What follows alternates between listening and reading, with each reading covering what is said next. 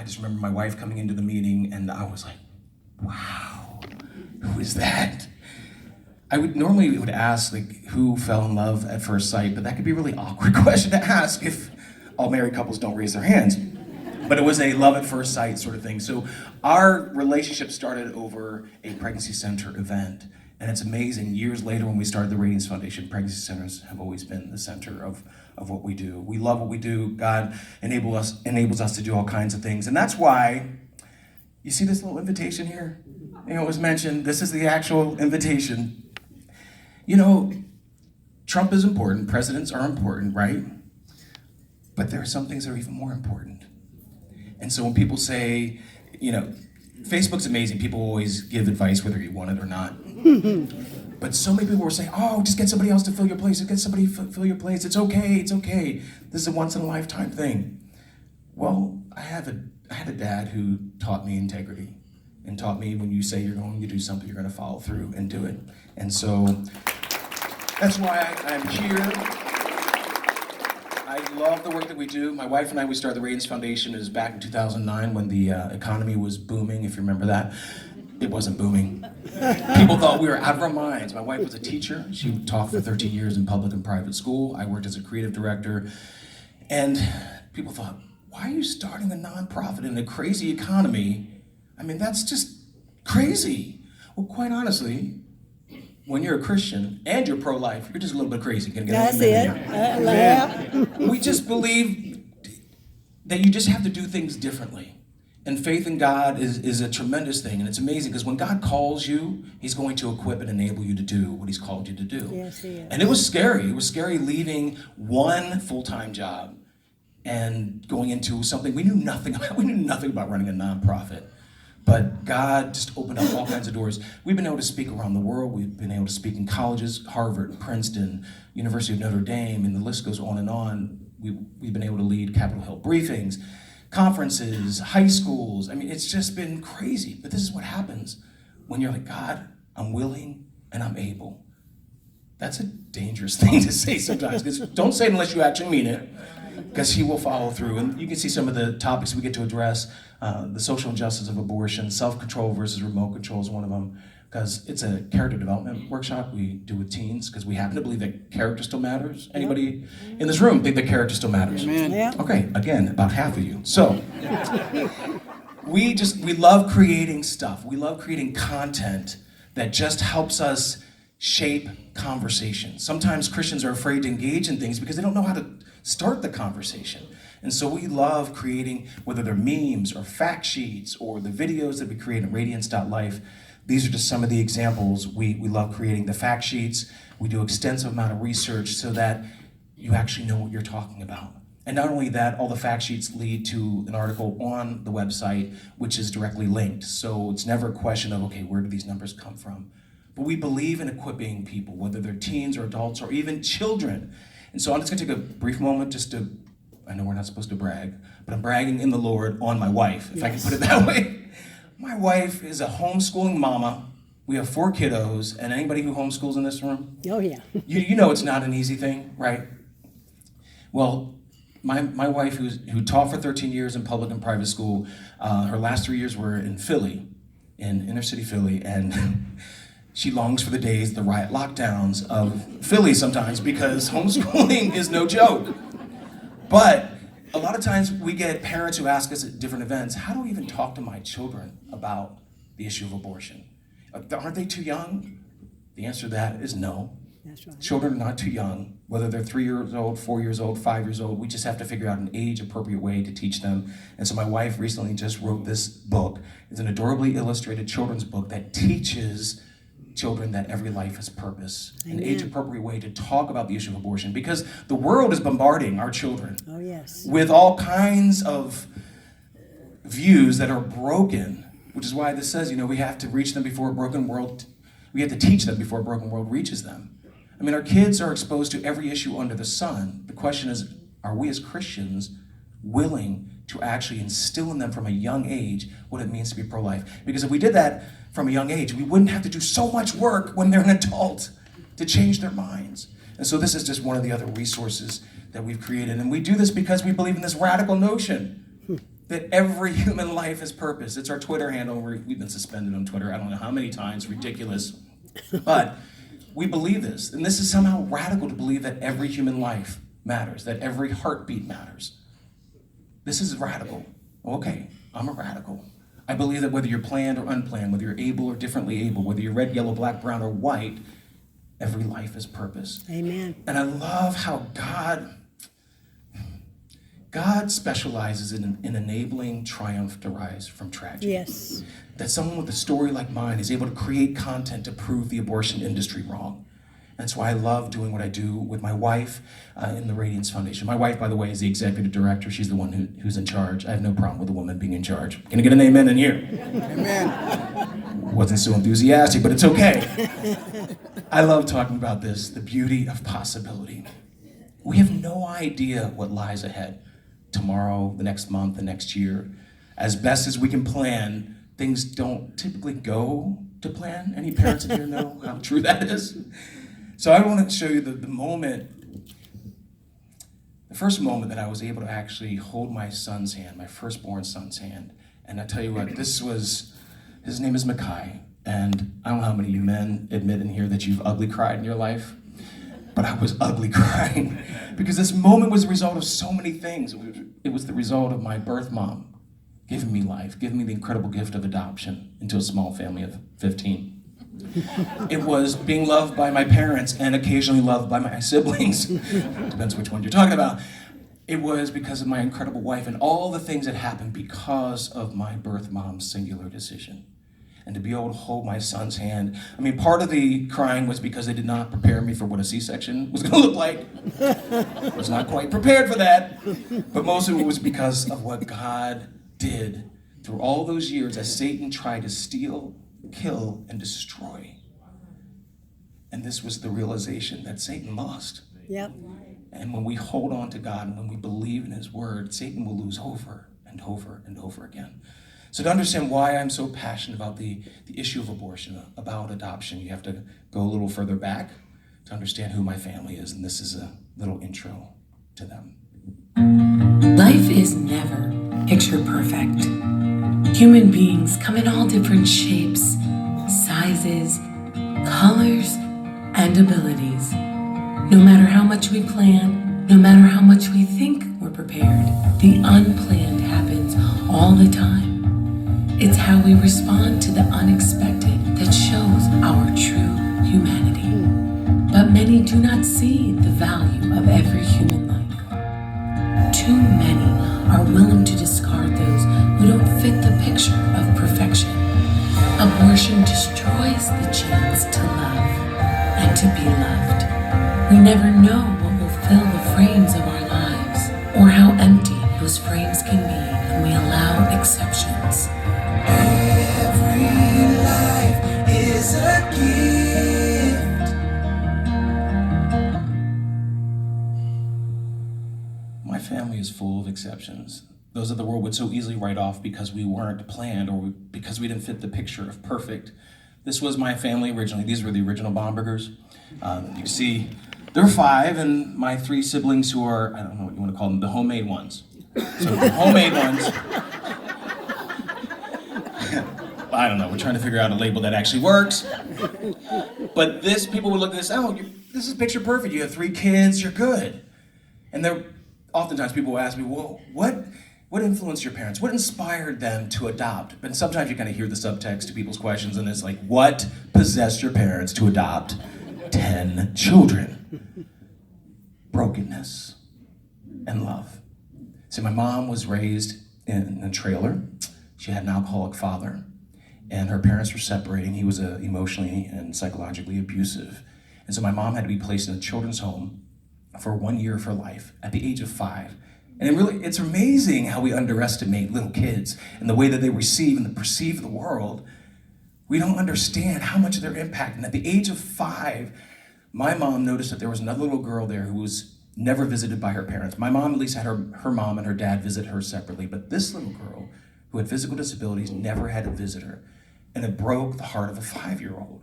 And so my mom, as she tells us a story, she remembers getting down on her knees one night and just praying to Jesus, Jesus, help me be a mommy to those who don't have one. that's where the heart of adoption started. It started in her own brokenness. And then she met an amazing man, my dad, Henry. And you know, if you adopt 10 children, you have to be on the same wavelength. So they had the same heart. And so the first one in the family was me. Right here, this little guy with the biggest passy ring I think you've ever seen. So this was actually the first moment my mom was able to hold me. I was 6 weeks old. And, you know, my parents had no idea what was in store for them. Of course, no parent ever really does. I mean, did any of you have any idea what you were in for? Because we probably wouldn't have done it. Anyway, I'm just joking. This is a pro-life event. Of course we would have done it. But this moment changed everything for the Bomberger family that started off as 5. So every year there was like a new child added to the family, a new flavor. I mean, literally every year there's something different. And it really is amazing what happens when you just say, God, I'm willing and I'm able. In fact, I talk about integrity. I talked about it a little earlier. This is the man that I learned it from, my dad. My dad, I learned my whole life. First of all, my parents loved Jesus. And that love for Jesus is, the natural outflow of that is loving people. That's right. My dad was a man of integrity. Our family owns a store, and I just watched throughout my whole life how my dad acted with integrity in business. But my dad, and maybe, I know a lot of people can't say this about their dad, but I can say this about my dad. My dad was the same man at home that he was outside of the home. He was the same person. I love my dad like crazy. It's really hard for me to see now he's struggling with Parkinson's. But he's still the same man of faith, and he still has the same value that he did when he was 25, as he did when he was 35. And he's teaching us so much in this struggle, in this part of his life. But these two people are the reason why I am who I am. This article, I love it. My parents didn't do many interviews, but the news journalist actually got it. I love the title of this. It says, "Unwanted children find they're wanted." There's no such thing as an unwanted child. That's right. We're all wanted by someone. Maybe right. not by the biological parent or parents, but we're all wanted by someone. That's right. Now, this is when our family was small. This is when we were a family of 8. Honestly, if they had just, I don't know, if they had waited till I was a teenager to continue to adopt, I think it still would have stayed this size. I was a stubborn child. Anybody have a stubborn child? I mean, and you don't know what to do with that stuff. You think sometimes it's gonna kill you. Just hold on for about 25 to 30 years, and it turns into something really good. I'm still on that apology tour with my parents. My mom at one point, what word do I use? Didn't curse me, not that at all. She wished upon me that I would have children who were just like me. Thanks, Mom. I have children who are just like me. And it's funny because my wife always thinks that I can better parent them because I was just like them. I have no idea how to better parent. There's no magic formula. Prayer every single day. I want to show you, these are all my siblings. So these are all the Bomberger kiddos. So these, all 13, even the white folks have afros in the picture. And so you can see we don't all look alike. But we're white and we're black, we're white and black, we're Native American, Vietnamese. 2 of my brothers are albino, and they're just, some of us were adopted as babies, some adopted as teens out of the foster care system, some have physical disabilities and learning disabilities. Everyone in this picture has special needs.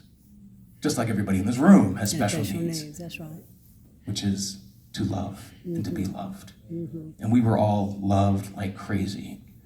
I'm the one in the middle. I was also the favorite in the family. Anybody know that feeling? At one point, my youngest sister would always say that, you're obviously the favorite in the family, the favorite in the family. So I went to my mom, this is years ago. I said, I know you don't have favorites, but if you were to have a favorite, would it be your first adopted son? She said, it's not that you're my favorite, it's just that it's different because, you know, you were the first one adopted. Mom just used the word favorite, it's okay. But this picture here, you can see, obviously, we don't all look like my parents, and you know, my parents taught me that the strongest bond, obviously, is not blood. Growing up in this kind of situation, obviously, you see diversity, and it's not just diversity in skin hues, it's diversity in experiences. Some of my siblings came from horrific backgrounds of abuse. It's amazing what love will do. It's amazing what 2 parents who had no idea what they were getting into, who didn't have all kinds of money at all. In fact, we were pretty much impoverished a lot of our lives. Just a miracle after miracle. which I know at ABC Women's Clinic, this is what you survive on. It's the miracle after miracle. God provides all the time. But growing up in this situation, one of the most powerful things I learned, and this is one of the foundational tenets to the Radiance Foundation, it's this, that we are one human race. That's right. Amen? Amen. We get so fixated by the hue of our skin. I know people mean well when they say we should be a colorblind society. No, we shouldn't. We shouldn't be a colorblind society. God created color for us to enjoy and celebrate, but not to separate ourselves by it. That's right. And so I love the fact that we are one human race. Acts 17. From one blood, God created us. That's right. And so I talk about my family and why I am the way I am. I have to talk about how adoption unleashes purpose, but also that sacrifice unleashes purpose. Self-sacrifice unleashes purpose. We understand this in the natural and the supernatural. See, my mom, all her adult life, still tried to have a relationship with her father. I mean, her parents divorced, but she knew that his only hope of healing from such a deep brokenness was Jesus. So she never gave up on him. And so the moment she thought he had a connection with the family. So he visited when they were the original 5. But she thought adoption would be something that maybe he would be interested or excited about. So when they talked about adopting this brown child, me, she thought maybe that would be something he could be excited about. And she knew that he was flawed in so many ways. She didn't know that he was also deeply racist. So he said, and I'll kind of tweak this for this presentation, he said, if you bring that black child into your family, you're gonna ruin your family. So literally my mom had to lose a father in order to gain a son. The moment they adopted me, her father disowned her. He had nothing to do with our family the rest of our lives. He missed out on 13 really amazing grandchildren. And I will say my mom chose well. She chose me. Thank you, Mom. But see, that's the beauty of self-sacrifice. Oh, I went to this too early. I gave you a little preview.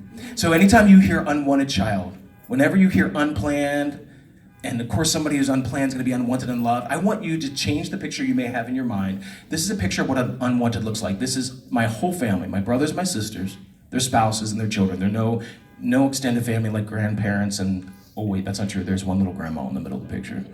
But no aunts and uncles. So this is what unwanted looks like. Aww. These are all of us. This is actually 62 strong. And it's missing 12 people since this picture was taken. Wow. Because there have been, newborn, and then there's been adoptions. It's really amazing what happens when you defy the world's low expectations. My parents, who were in the middle of the picture, had no idea what they were getting into. They weren't on some sort of crusade. They just wanted to love those that the world said would not be loved. And I think about sacrifice, and I cannot talk about self-sacrifice without talking about my birth mom. I've never met my birth mom. I searched for her. The search came up negative. There was no response. But I owe so much to my birth mom. We often don't think about the ramifications of a singular decision, but our singular decisions have reverberations for generations. And because of her courageous decision, giving me the incredible gift of life and of adoption, she enabled so much. In fact, that picture that you just saw of the whole Bomberger family wouldn't have happened without 10 courageous birth moms, women who choose to be stronger than their circumstances, which is what happens every day at ABC Women's Clinic. Women who go through those doors thinking it's impossible, that I'm alone, that I can't handle this, and yet they have life and hope spoken into them, assured that they can be stronger than their circumstances. So I've never met my birth mom, or at least not yet. That's right. But over the years, I've created different things just to pay tribute to her. I mean, I feel like, what words are even sufficient to thank her? What do you even say? So I wrote a song years ago called Meant to Be, which is a tribute to her. And then I wanted to show visually all the things that I've been able to become in my life by the grace of God, because of her decision. All these things I've been able to become because of one woman's strength. And so if I never meet her, and maybe she may even see this online, this is my tribute. I wrote this little song snippet to this, and this is the conversation in a way that I would love to have with my birth mom.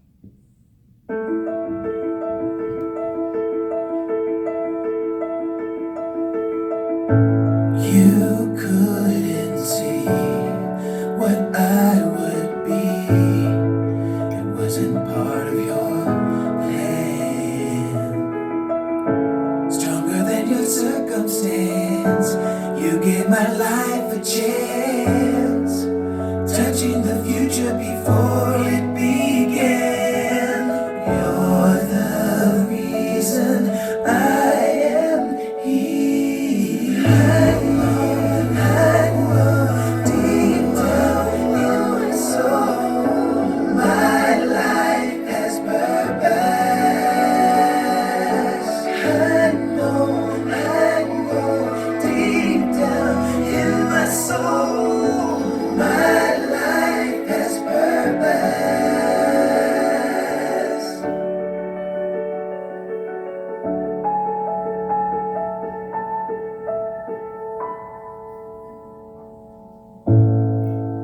Amen. Amen.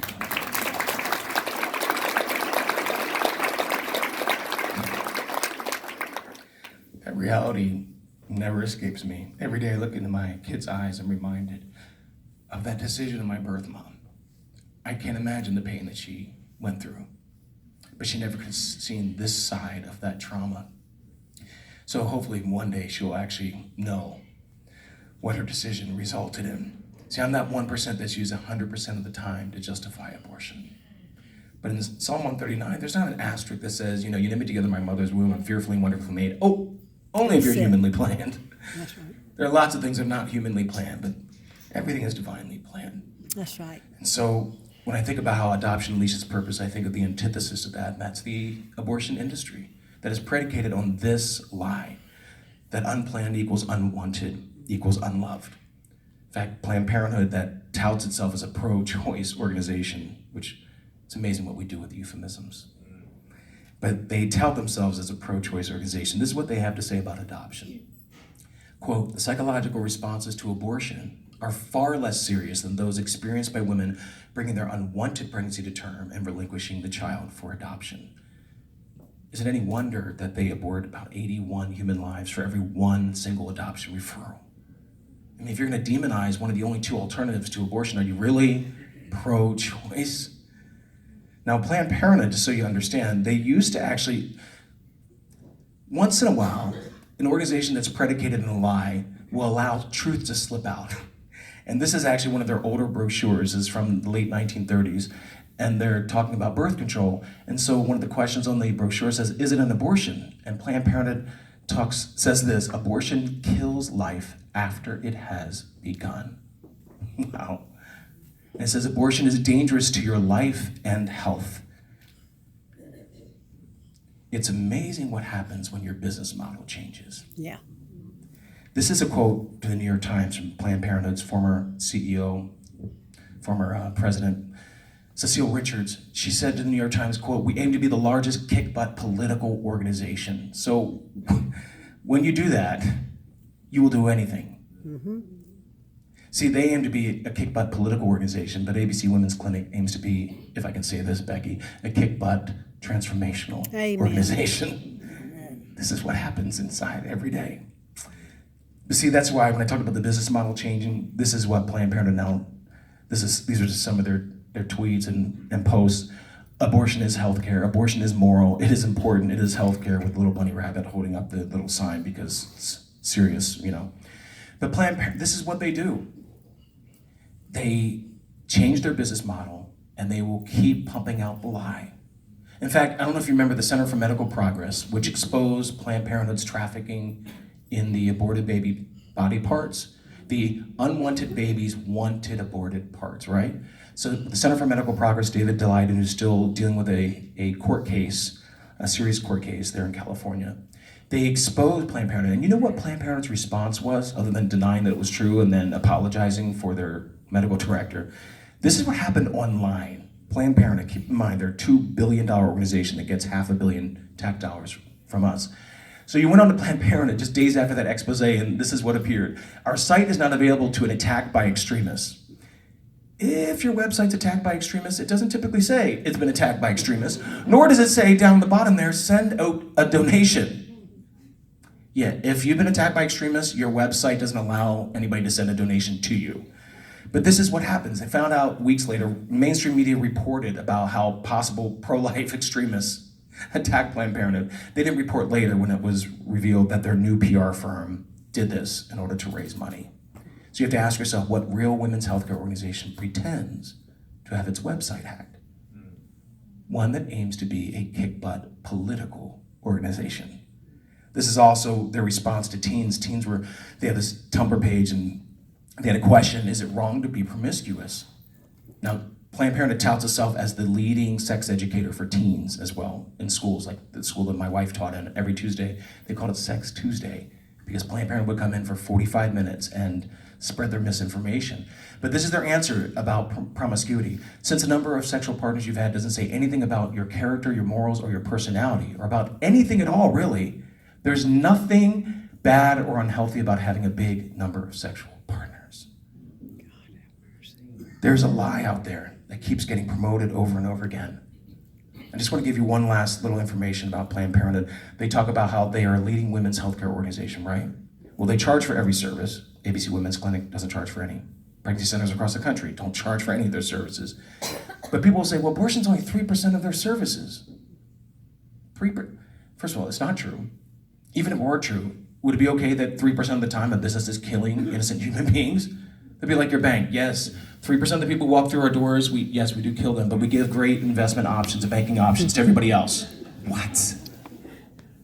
This is the propaganda. Major medical service to women, because people will say, well, it's only 3%, but look at all the other services they provide. Well, mainstream media doesn't ever actually look at them. So we did. This fact sheet's on our website, and there's some over there as well. But you look at every major medical service. Breast cancer screenings are down 68% over the past 10 years. Pap tests are down 72%. Prenatal care down 76%. Prenatal care is only 0.1% of their services. This is why there are times as a family ministry, the Radiance Foundation, we pull our kids into things that are age appropriate. But my youngest daughter, Aaliyah, she's 10 years old, wanted to kind of join in. And I love when they can add their creativity to stuff. So we decided we're going to create this promo, just kind of speaking to this whole thing. We call it fake feminism. So maybe you'll sing this jingle the rest of the night. They love to tell ya abortion's so good for ya. Just pay a fee and get equality. Their fraud's extensive, their lies defenseless. Planned Parenthood's been counting for a century. It's fake feminism. It's fake feminism. It's fake feminism. They don't want you to know. It's fake feminism. It's fake feminism. It's fake feminism. All they want is your dough. This is basic healthcare. Thousands of women die before Roe every year. We're not political. Planned Parenthood, we're not partisan. Planned Parenthood is fake feminism. Fake feminism. Fake feminism. They don't want you to know. It's fake feminism. Fake feminism. Fake feminism. All they want is your dough. Got the jingle in your head? Okay. Yeah, I like that. My little elite, I love when my kiddos can join in. See, the beauty of possibility needs also the beauty of clarity. We need to understand the situation so we can speak into it. And if I had to reduce the difference between, ABC Women's Clinic and the abortion industry into a meme, this is what it would be. The abortion industry lures women with their lies. Pregnancy help centers love women with their lives. This is the reality every single day. It's amazing the lives that get transformed. When I took the tour earlier today with Becky and Christina, there's so many things that move me. If you haven't been to the center, take it from the abstract and make it tangible. Walk through the center and understand what happens in that center, the lives that are saved, the lives that are changed. But I love the sign in the ultrasound room. Just the first 3 words, you are loved. There's so much shame surrounding the issue of abortion. And of course, who wants to be judged when they've done something that they know I should have done, but to know this. And not only to see it in the sign, but it's in practice every single day. You are loved. that changes everything. When they speak hope and life into them and tell them that you are stronger than your circumstances. I mean, how many strong women are in this room right now? By show of hands. How many strong men are in this room? We overcome all the time. It's how we're wired. I mean, anybody in this room ever overcome something difficult in your life? Oh, yeah. I'm just a firm believer, Philippians 4:13, I can do all things through Christ. who strengthens me. And this is what sometimes people need to have spoken into them. And women are strong and resilient. I watch my wife do 1,000,001 things to my 10. How do you do all that? It really, women are amazing resilient. But in our culture, where we have just a culture of abandonment, women weren't meant to be both mother and father. That's right. Right?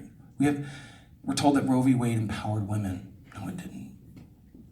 It empowered men to have sex and run. That's why we have a fatherlessness epidemic. One of the things I love highlighting and talking to young men about is what it means to be a man and what it means to be a father.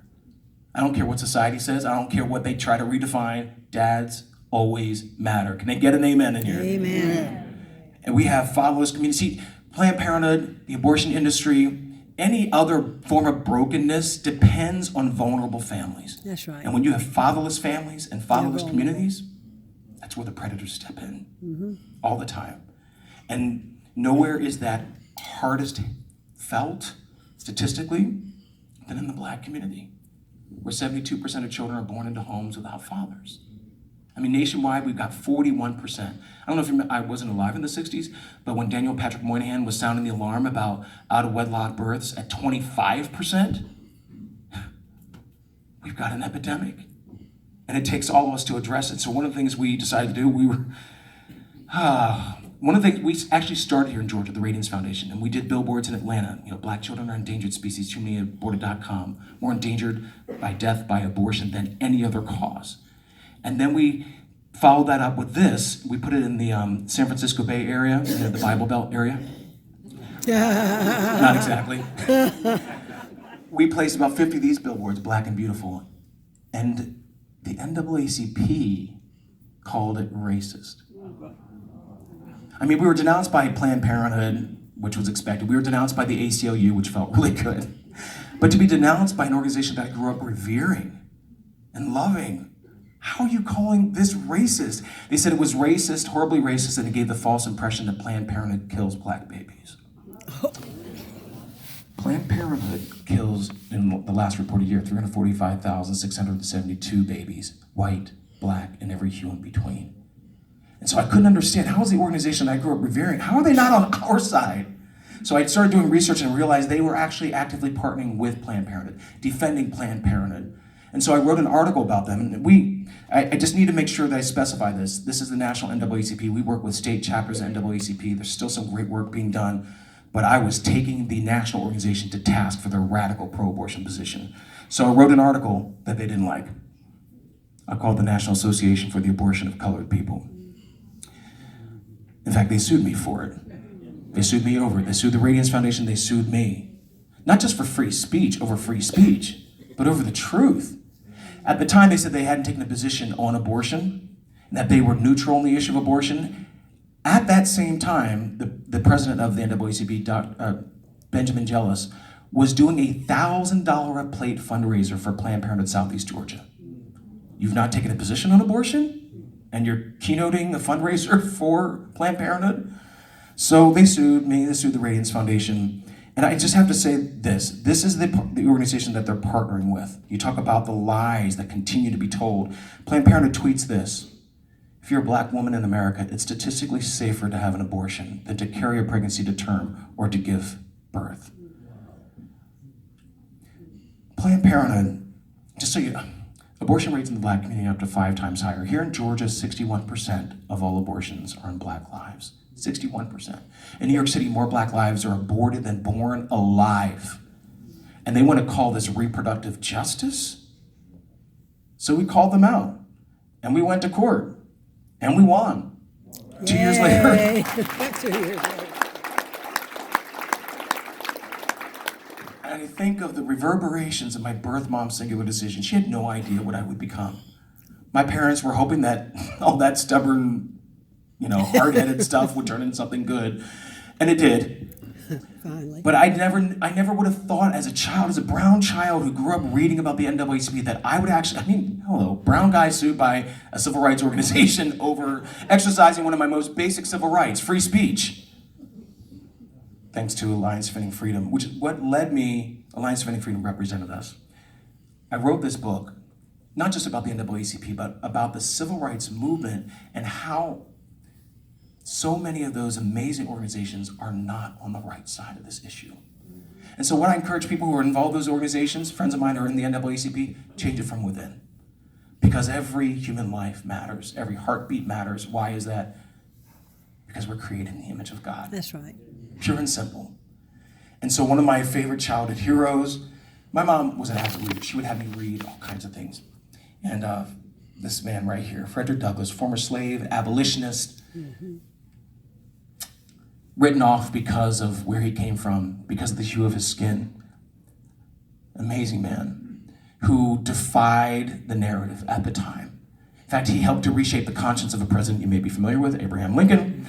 Here's someone who had been so easily written off, ended up changing the course of history. I can't even imagine if abolition would have happened quite the same way. Frederick Douglass, oh, by the way, and I do want hair like that one day too. So I'm just saying. But Frederick Douglass, what did he do when at the time the news wasn't telling the truth about slavery, right? So what did he do? Did he just accept it? He started his own newspaper called the North Star. And I love what he said in explaining why he started his own thing. He said, I see before me a life of toil and trials, but the truth must be told, justice must be done. I cannot be silent. Amen. We can't be silent. And it's more than just speaking up, it's actually stepping in. It's volunteering at the clinic, at ABC Women's Clinic. It's providing your financial support. It's engaging in those difficult conversations when you know, oh my gosh, I really don't want to do it. Because your seemingly ordinary words can bring about extraordinary change in someone's life. I love this. The last thing I want to talk about is the beauty of compassion, and this is what happens at ABC. It is compassionate to see people where they are and understand where they can be. Amen. Because you love them and because you pour the love of Christ in them. That's why I love when I see the decisions for Christ. What was it, 52? Last year, 52 decisions for Christ. That's eternal impact. I want to talk to you about something that we call the possibility quotient. Many of us have had our IQ or intelligence quotient measured at some time. Do you remember having your IQ measured? Was it a good day for you, sir? It was good for him. They're not really accurate tests, but just joking.